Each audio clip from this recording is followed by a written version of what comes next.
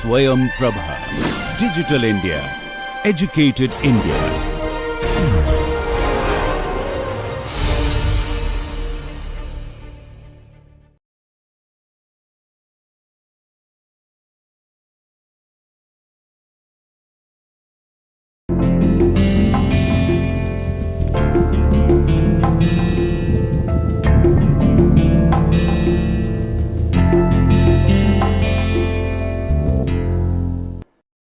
Well friends, today we are going to discuss the nature of society. Actually, before we take up concrete social issues like family, economic institutions, religious institutions, it was necessary for us to talk about what is society, what is the relationship between individual and society, what is the subject matter of sociology, who are founding fathers of sociology, what are groups, and this we have done. We will spend some more time on understanding the relationship between individual and society, and after that we will come to specific institutions or more concrete issues facing society.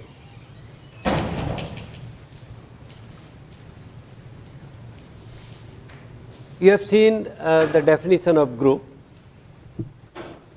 If I write the main characteristics of groups, then groups are collections of individuals. This is one aspect, that a number of individuals are present. Aggregates, they are aggregates.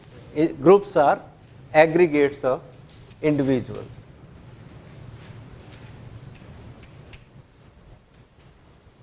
And if you remember the concept of degree of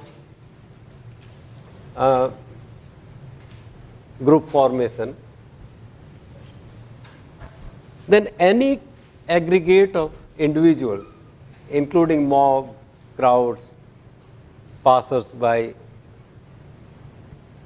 can be seen to be forming a group. But that is first degree of group. Sociologists are not so much concerned with first degree of group. We seldom have to deal with first degree group. We are more interested in higher order groups, and it is these higher order groups which affect our thinking, our feelings, our behavior, our belief systems, values and norms. So the other properties of groups which will make them sort of perfect group, fourth degree group, some kind of perfect group. What do we need to add to aggregates is interaction, that the members of a group interact among themselves. Second thing we have to add is a unity, a sense of belongingness to group, unity. You identify with the groups. So you identify with the groups you are part of in Indian society, in world society. And all the groups have some internal organization or structure. Organization or structure. Aggregates which meet all these requirements, that the members of the groups interact, they have a sense of unity. Accordingly, you have the concept of in-groups, out-groups, and then there is some minimal degree of organization. That groups are organized means there are certain rules of the game according to which behavior of members in the group is regulated. It's not random or chaotic. The behavior has to be organized. It must be in accordance with certain rules of behavior. When you have the organization also, then you have fourth degree of group. So Gisbert says that in the first degree of group you can include crowds, mobs. And in the fourth degree group you can include community. Like village community, like caste, which are independent, in a way independent of individuals thinking, feeling, acting. You are born in a community. Even when you withdraw from the community or you migrate from one community to another, the community survives. You may be born in Kanpur, get early education in Kanpur, go for higher education to Mumbai, then go to Bangalore for job. All this does not affect the community of Kanpur. Community of Kanpur is independent of individuals thinking, feeling, acting, and in that sense it is a fourth degree group. In that connection, I also made a difference between values and norms. Values are the standards of behavior. Values are the matters of right and wrong, good and bad, beautiful and ugly, so aesthetics. They are standards of behavior. And norms are the guidance. Norms guide or regulate human behavior in pursuance of the values of society.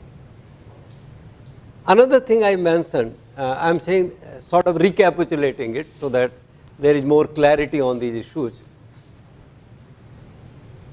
that human behavior is learned. Human behavior is not instinctive, it's not biologically determined as the behavior of plants and animals is. Human behavior is completely learned. Some sociologists even go to the extent of saying that you can't even give a single instance of human behavior behind which you can say that there are only biological factors and there is no role of socialization, norms, culture, that the behavior is completely biological or instinctive. In case of human beings, there is no instinctive behavior. Even when humans make their houses, then unlike birds or animals, there is variety, and the variety proves, whenever there is variety in human behavior, it proves that human behavior is more of a learned behavior and it's not instinctive. There is no biogrammar or biological reasons behind human behavior. Look, while talking about norms, I also made a distinction between various types of norms: folk ways, mores, taboos. I think for greater clarity, if I say that there is a continuum from folk ways to taboos, that all kinds of laws of human behavior can be put on a continuum from folk ways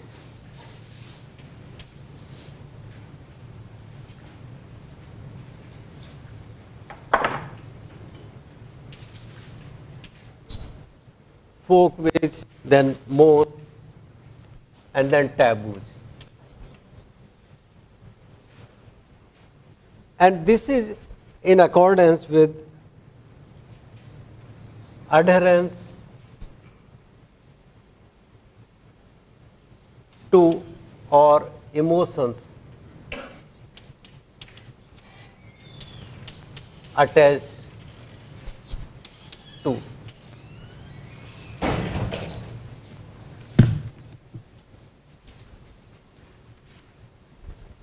laws of human behavior. I said that there is a factual order in society and there is a normative order.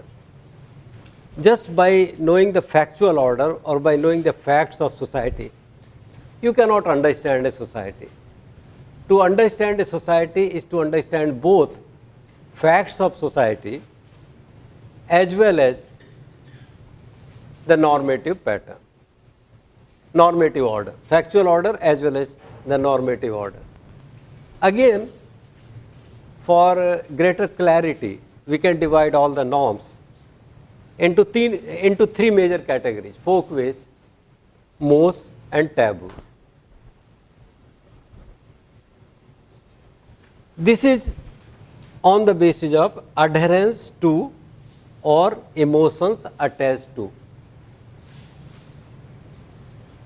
Although most of the time our behavior is regulated by folkways, from that point of view, from the point of view of which things govern our behavior most of the time, it is folkways. Some sociologists say that folkways constitute the alpha and omega of human behavior. Always, wherever we are, whether we are in a classroom or we are in a family or we are with a dean or we are listening to political leaders or we are participating in a religious ceremony in a temple, our behavior is governed by folkways. We get addicted to folkways. We don't have to think every day whether we should follow certain norm regarding hairstyle, food,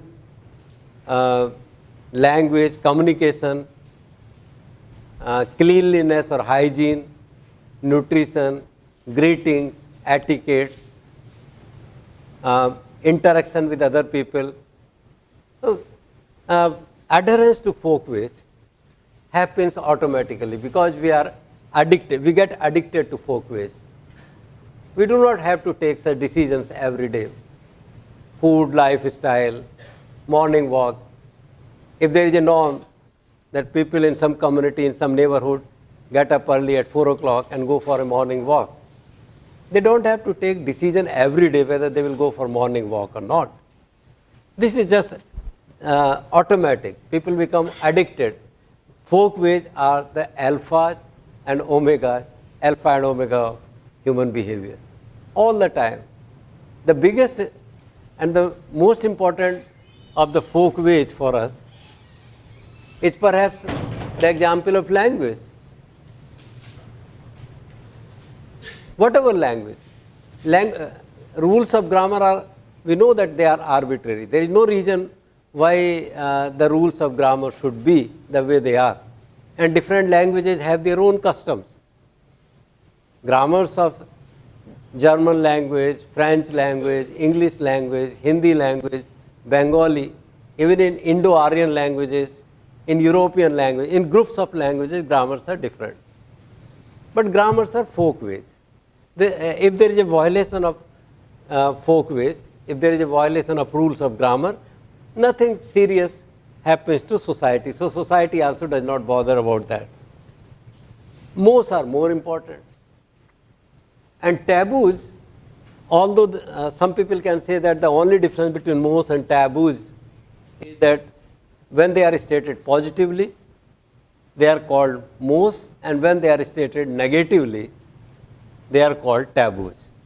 But some people think that the very fact that there are not only prescriptions but also proscriptions, you will not do this, you must desist from doing something, you must refrain from doing something, you must not even think of something. That shows that such norms are of greatest consequence to society. That's why there is proscription. If there is no norm regarding regulation of sexual behavior, if there is nothing like incest, if there are no norms, mores and taboos regarding sex, then organized social life would become impossible. Actually, from sociological point of view, these norms have been made not to satisfy your needs, not to satisfy needs of individuals, but to satisfy the needs of society. Okay. Norms exist for society. And it is from that perspective. In sociology course, we should see at everything from the perspective of society. Maybe sometime violation of social norms may lead to promotion of interests of some individuals. But the fact that they are called norms shows that somewhere deviation from the norms damages the interests or needs or laws of society. So we are looking at norms from the point of view of needs of society. And since emotions, since we are supposed to adhere most to these things, so there are also emotions attached to them. If you ever violate a folkways, if you speak incorrect English in classroom, or maybe in some interview, or while you are talking to your friends in the hostel, you speak in incorrect English. Or sometime while in India, you should drive to your left, but you drive to the right. There is no great consequence. There is no emotional shock. Okay. There is no emotional shock. Although you are deviating from the norms of society. Suppose someday from your family, suppose the norms of your community, your family are such that you should take only vegetarian food. And the norms are very strong. So you never take non-vegetarian food, you take only vegetarian food. Sometime in the company of your friends, you take one piece of chicken or one piece of mutton somewhere. You have violated the norms of your community, your family, your community. But again, you may forget about it. You remain vegetarian. And you can even tell yourself that I am a vegetarian person. It just happened once in my life that in the company of my friends, I took a piece of mutton. But that doesn't show that I have inclination for non-vegetarian food. I am a vegetarian person. Because if a vegetarian person takes a piece of meat, a piece of mutton, or even beef, or pork, or someday some ham, with bread you take ham. You are not supposed to take, but you take ham. ठीक है, you may forget about it. But when you violate the taboos ever, things which are proscribed, you should not indulge in them. But if you ever violate taboos, then there is a guilt that you carry in yourself throughout your life. There is a guilt because the emotions attached to taboos are large. So you suffer from guilt, and you suffer from guilt throughout your life. Some people, after violating taboos, may suffer from guilt so intensely that they may become a psychiatric case. And they go to a psychiatrist, and in sittings with psychiatrist comes to know that you ever violated a taboo. You ever behaved in a manner you should not have behaved. Then, if Freudian psychoanalysis is correct, then you recover. There is great emotion attached to taboos.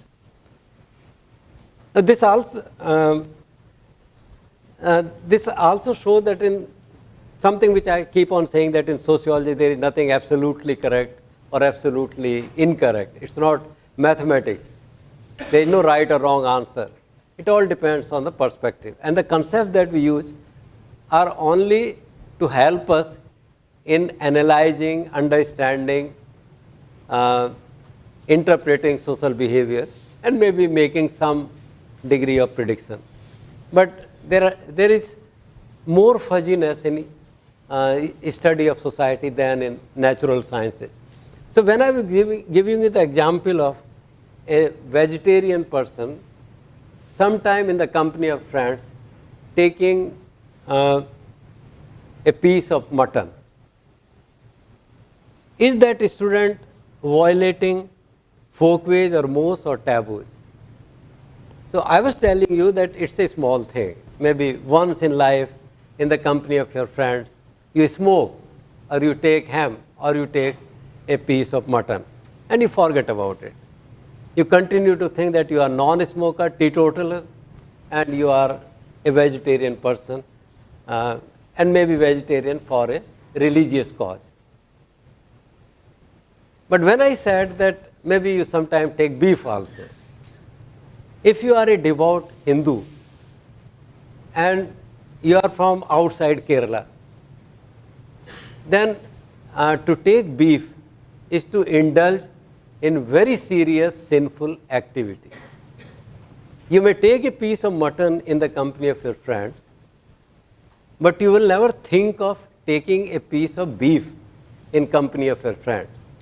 And if you ever take beef, then you suffer from a guilt lifelong. And maybe in your life, in leisure time or otherwise, you read more of religious literature, or you take interest in religious, spiritual discourses, then you are gone. You will always remember that I have violated a very important rule of conduct of Hindu life, and that is that I should not have taken beef. If you have taken mutton, so again you see, in vegetarian, non-vegetarian items also, there is a hierarchy. And from that point of view, I can say that taking eggs or not taking, for vegetarian people, if they ever take eggs, it's a violation of a kind of folkways. Or if you come from a family in which even onion is not taken. At one time in several families, onions were not taken, garlic was not taken. Anything grown inside the earth was not taken. Potatoes also were not taken. If you take onion, you take potato, you can't escape potatoes if you are living in IIT Kanpur and eating in the mess. So there is no sin. Emotions attached to onions or emotions attached to garlic are not so significant. But emotions attached to taboos are so great that we should not even think of ever involving in taboos. You should not even think of saying that we can negotiate with China more rationally. After all, the line of control is the result of policy pursued by the British government. There is nothing great about them. And then there are many areas which are under the possession of Indian government, but Indians or India has no benefit from possessing those areas. We are unnecessarily spending defense money on keeping several areas of Arunachal Pradesh under our possession. Let us give them to China. If China wants, let China take over. If Pakistan wants, let the Kashmir go to Pakistan. Or maybe some people can even argue on rational basis, mathematical, economic or other basis, that it will be better if certain part of Kashmir goes to Pakistan. But even the very thought of this kind will create a shock and a guilt in my mind. What kind of Indian I am? As a patriotic Indian, I am responsible for preserving every inch of my motherland. It will be a taboo to think like that. So it's a matter of degree. If you attach more importance to some norms, or if some norms are more important for the survival, maintenance, growth, adaptation, maturity, evolution of society, then they are towards taboos. And if they are least important, they only make an organized, predictable life possible. They are folkways when there are no emotions attached. Again, to give you an example of groups from India, before coming to class, I was thinking that what example I can give in the class to explain what kind of groups we are part of. So let us take village India. More than 70% population of India still lives in villages, and nearly 80% population lives in villages or village-like situations. In village, traditionally, the system is, so village is a community. You are part of a community. Village is a community. Almost all of us have come from village community, if not in this generation, then in the previous generation. Many of you, or most of you are born in cities only. But if you ask your parents, perhaps both your parents or at least one of them was born in the village. Village is a community. Village was not formed by your parents. They were born in a village. This is a community, fourth degree of social group.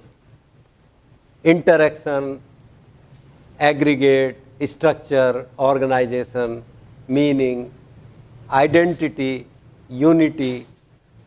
Identity with the village can be so great that there are matches, football matches between two villages. And you must encourage, motivate team of your village. It's like in your IIT system, hall 2 and hall 3. A strong identity with hall 2 and hall 3. When our old students come back after 20 years, 25 years, some after 30, 40 years, with they have grown old.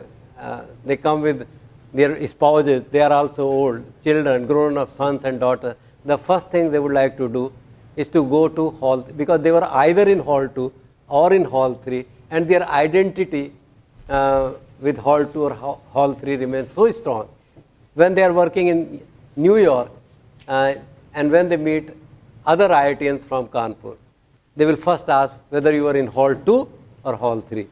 So as for IIT Kanpur students, this hall 2, hall 3 identity is very important. For a common Indian in village society was the village identity. Perhaps next to village was caste. If a villager is asking you, who are you? Perhaps, or in most cases, he is asking about your caste. And you say, I am Singh. The villager will not be happy because there are Singhs of all types. So he will ask further, what kind of Singh you are? Are you a Rajput? Are you a Kurmi? Are you a Yadav? Are you a Dalit? What kind of Singh you are? There are all kinds of Singhs, all kinds of loins. And unless our villager comes to know that you are loin of this type, you are Singh of this type, he will not be satisfied. So village was a community, and village community was further divided into, you can call it a group also. Community is a group. Any aggregate of individuals is a group. Society is also a group. World is also a group. You can see world as a group, as a society. And the only difference is that society is the largest distinguishable unit. It is largest. As compared to other groups you are part of, IIT, group of males or females, age group, caste, regional groups, linguistic groups, cultural groups, religious groups. All these groups are within society. Society is the largest group. So society is the largest distinguishable. You can distinguish this group from other groups, from other societies. Certainly Indians are not Pakistanis, and Indians are not Malayas. Indians are not Germans. So society is the largest distinguishable unit of interacting. It must satisfy all the requirements of group formation, of interacting individuals who share a pattern of social organization. There is a pattern of social organization. Their behavior in Indian society is not chaotic, not random. There is a pattern of social organization that regulates the interaction between them. And this means that there are organizations and there are norms. In society, the largest group, largest surviving group, which can be distinguished from other groups, in which you are member of various organizations and your interaction with others is governed by the norms of society. So for example, in a group like village is a community. In village there are subgroups. For example, the subgroups in a village of India around independence, you could write groups like there are landowners, there are other groups like tenants, sharecroppers who work on others' farms, owner cultivators. You can distinguish landowners from owner cultivators. Landowners means usually they possess land, but they do not cultivate. There are landowners, there are owner cultivators, there are tenants, sharecroppers, there are priests. So a number of groups like priests, carpenters, blacksmiths. Each village has its own blacksmith, potter. There are potters. There are barbers, service castes, barbers. There are launderers.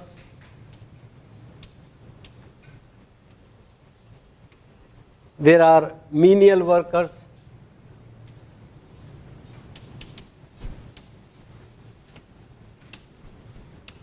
Or menial workers, or there are sweepers. Okay. So these are, Indian society is a large group. Within Indian society there are so many groups, and one of the group is village. All Indians, in the beginning of last century, 90% population lived in villages. Only 10% population lived in urban areas. 90% population was in village. So almost all Indians, 9 Indians out of 10 were member of some village. And this village was further divided into a number of groups. You can call them landowners, tenants, priests, carpenters, blacksmiths, potters, barbers, launderers or washermen, menial workers and sweepers. In each village you find that all these groups are there. Now within each group, again there are subgroups. There may be 2 or more houses of landowners, family, you may call it family 1, family 2. This is again a group, family is also a group. In family there is much more face-to-face interaction, and therefore family is a kind of primary group. When Charles Horton Cooley made a difference between primary groups and secondary groups, he said primary groups shape our life more. They are small in size. Most of the interaction is face to face. And family is one such group. Family 1, family 2, landowners. Similarly, in the group of tenants, there may be 10, 15, 40 families. Priests, several families. F1, F2, F3. 3 families in the category of priests, like that. In sweepers, again there are families. Family is also a group. It's a primary group. As compared to family, this caste or subcaste is more secondary. And as compared to a caste, village is more secondary. As compared to village, the taluka or tehsil or district is more secondary. As compared to that, your state is more secondary. So primary and secondary growth. Then there is another village. There also, if we call it village 1 and village 2. In village 2 also you have all these. In village 2 also you have landowners, family 1, 2, 3, tenants, family 1, 2, 3, priests, family 1, 2, 3. Within family also you have identifiable social groups. In family you have males and females. And this division into males and females is a very significant division for students of sociology. Because in all societies, including India, rights and obligations are heavily dependent on the sex. What we are expected to do in society? What are our entitlements? What kind of person we will shape into when we grow up?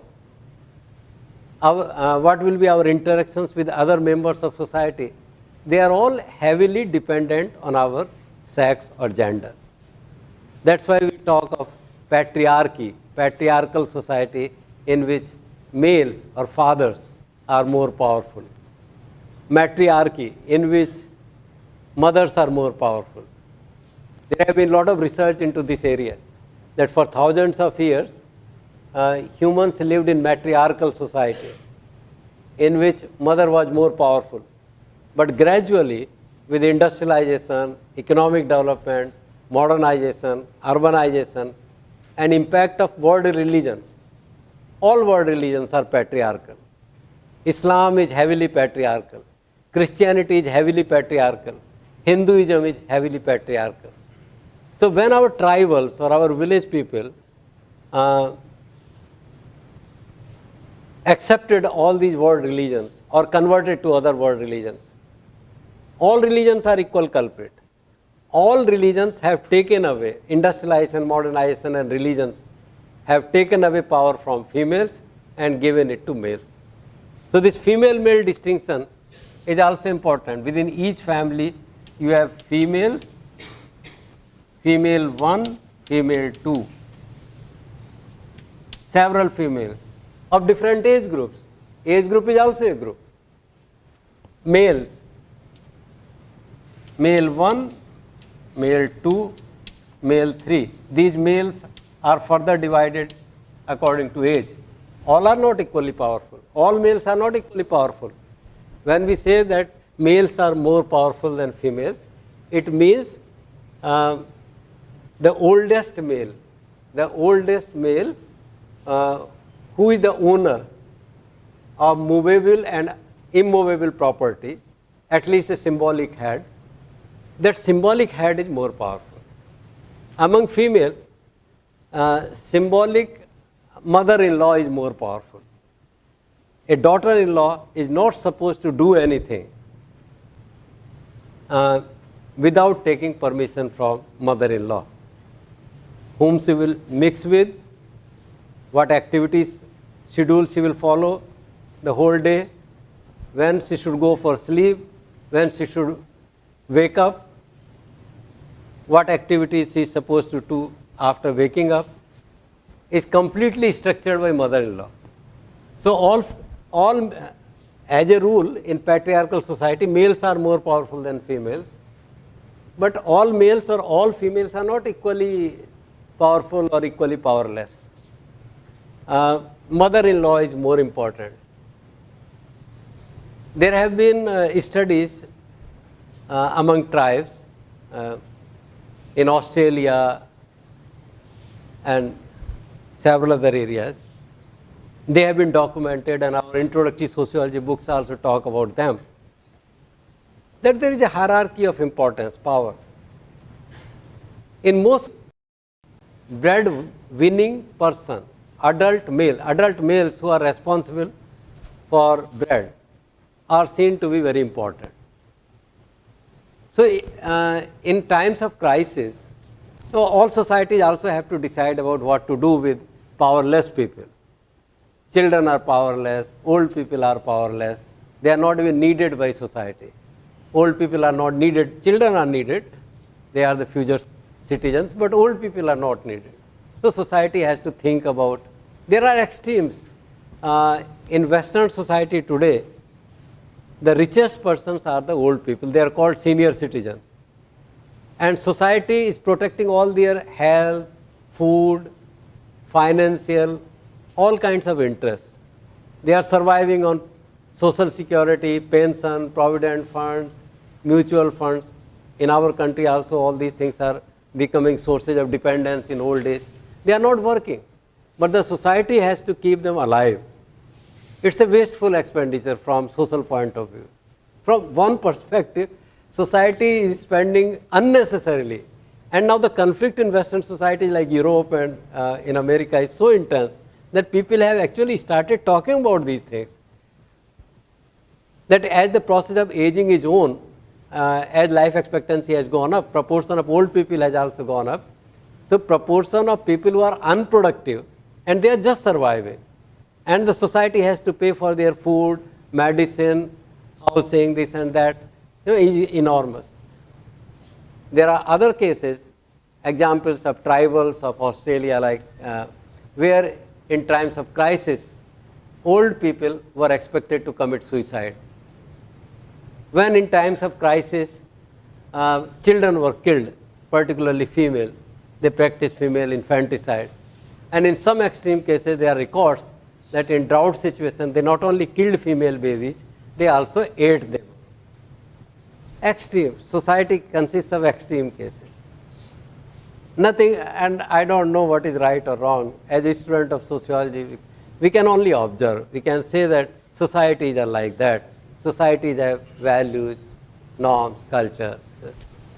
In village too, again, you have all these things. So there is a priest family, priest, and in priest there are F1, F2, F3 family.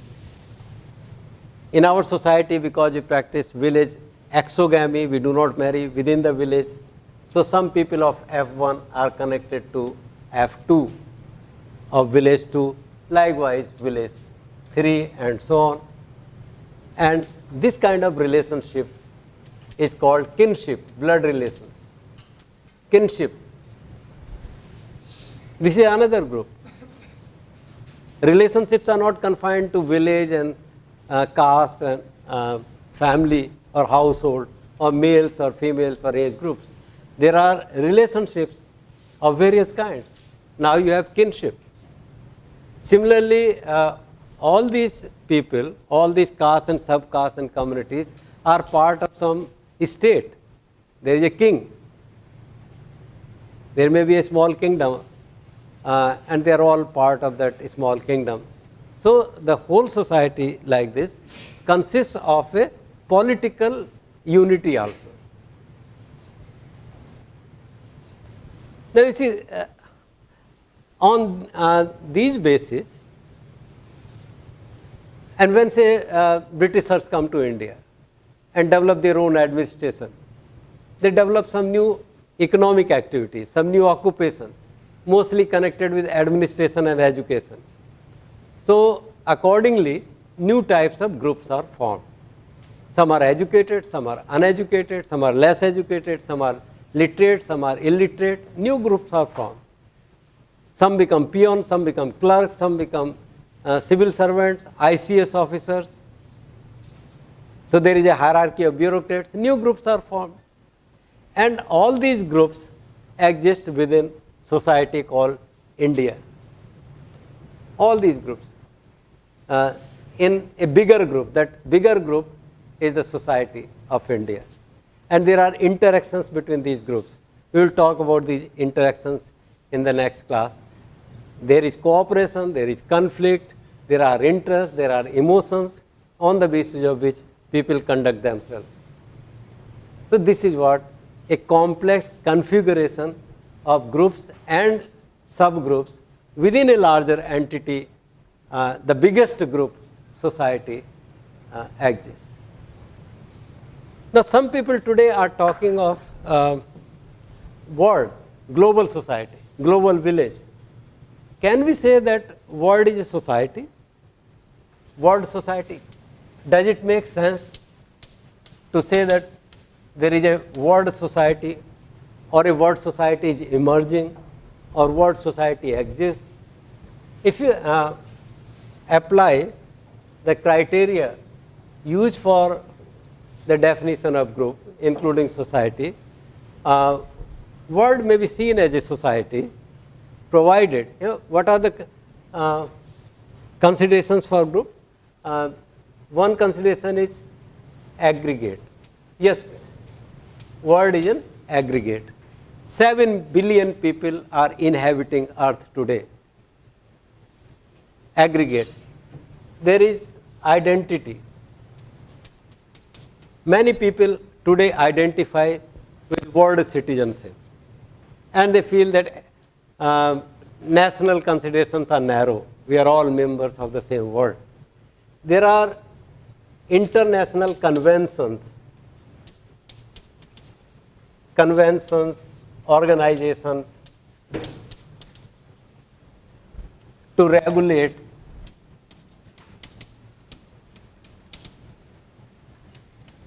behavior, and there is flow, mobility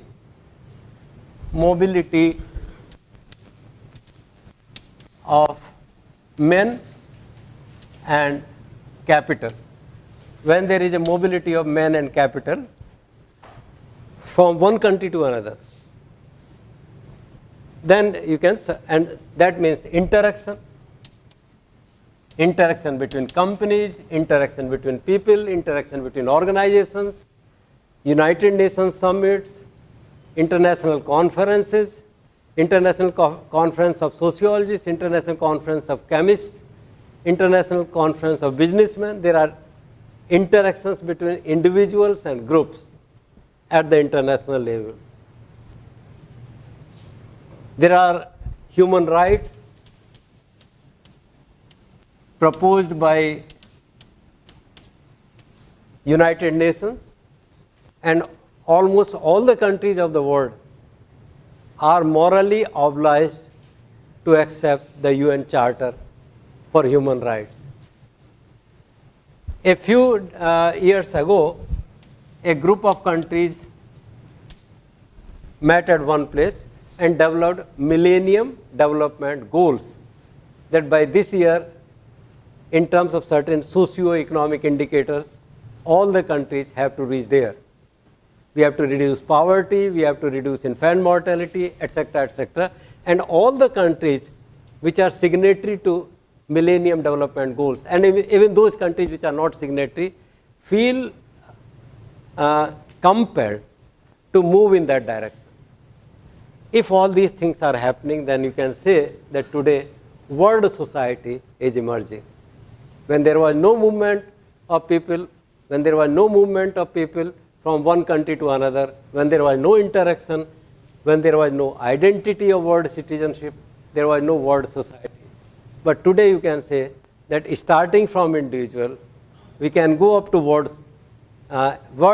society has become the largest group. So your life is not confined to your village or your caste or subcaste or kinship. You are a member of world society. Increasingly, we can talk about world society.